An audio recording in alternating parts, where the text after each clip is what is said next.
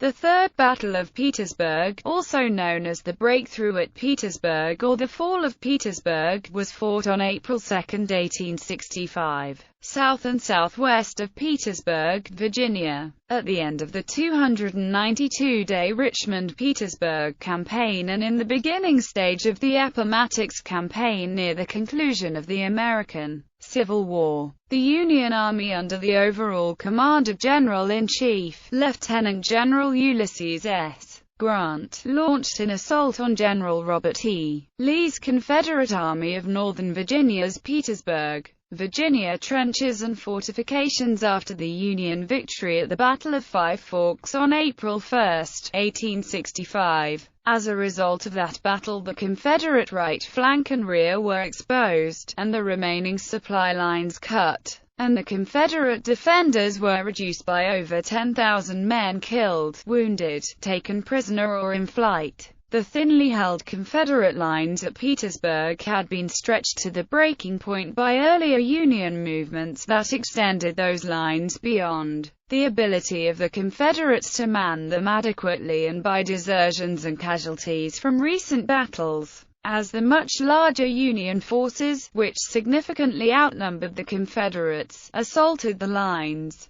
desperate Confederate defenders held off the Union breakthrough long enough for Confederate government officials and most of the remaining Confederate Army, including local defense forces, and some Confederate Navy personnel, to flee Petersburg and the Confederate capital of Richmond, Virginia during the night of April 2–3. Confederate Corps Commander Lieutenant General A.P. Hill was killed during the fighting. Union soldiers occupied Richmond and Petersburg on April 3, 1865, but most of the Union Army pursued the Army of Northern Virginia until they surrounded and forced Robert E. Lee to surrender that army on April 9, 1865 after the Battle of Appomattox Courthouse, Virginia. Background: Siege of Petersburg. The 292-day Richmond-Petersburg campaign began when two corps of the Union Army of the Potomac, which were unobserved when leaving Cold Harbor at the end of the Overland Campaign, combined with the Union Army of the James outside Petersburg,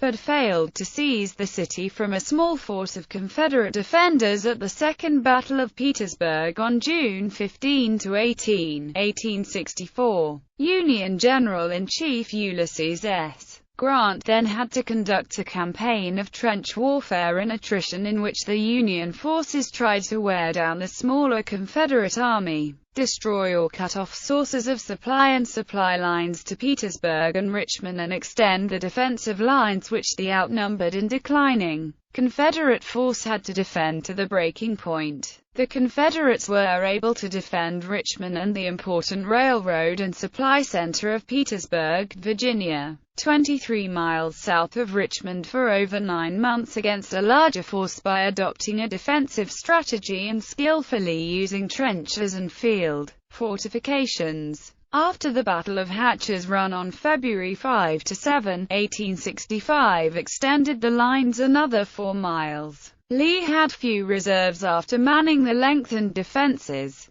Lee knew that his forces could not sustain the defenses much longer, and the best chance to continue the war was for part or all of his army to leave the Richmond and Petersburg lines, obtain food and supplies at Danville, Virginia, or possibly Lynchburg, Virginia, and join General Joseph E. Johnston's force opposing Major General William T. Sherman's army in North Carolina. If the Confederates could quickly defeat Sherman, they might turn back to oppose Grant before he could combine his forces with Sherman's. Lee began preparations for the movement and informed Confederate President Jefferson Davis and Confederate States Secretary of War John C. Breckinridge of his conclusions and plan. Under pressure to maintain the defenses of Richmond from President Jefferson Davis, and unable to move effectively over muddy roads with poorly fed animals in winter in any event, General Lee accepted a plan by Major General John B. Gordon to launch an attack on Union Fort Stedman designed to break Union lines east of Petersburg, or at least compel Grant to shorten the Union Army lines. If this were to be accomplished, Lee would have a better chance to shorten the Confederate lines and send a substantial force, or nearly his whole army, to help Joe Johnston. Gordon's surprise attack on Fort Stedman in the pre-dawn hours of March 25, 1865, captured the fort, 3 adjacent batteries and over 500 prisoners while killing and wounding about 500 more Union soldiers. The Union Ninth Corps under Major General John G. Parke promptly counterattacked. The Ninth Corps recaptured the fort and batteries, forced the Confederates to return to their lines and in places to give up their advance picket line. The Ninth Corps inflicted about 4,000 casualties, including about 1,000 captured, which the Confederates could ill afford. On the afternoon of March 25, 1865, at the Battle of Jones's Farm, the Second Corps and Sixth Corps captured Confederate picket lines near Armstrong's Mill, which extended the left end of the Union line about 0.25 miles closer to the Confederate fortifications. This put the Sixth Corps within about 0.5 miles of the Confederate line. After the Confederate defeats at Fort Stedman and Jones's Farm, Lee knew that Grant soon would move against the only remaining Confederate supply lines to Petersburg, the South Side Railroad and the Boydton Plank Road, and possibly cut off all routes of retreat from Richmond and Petersburg.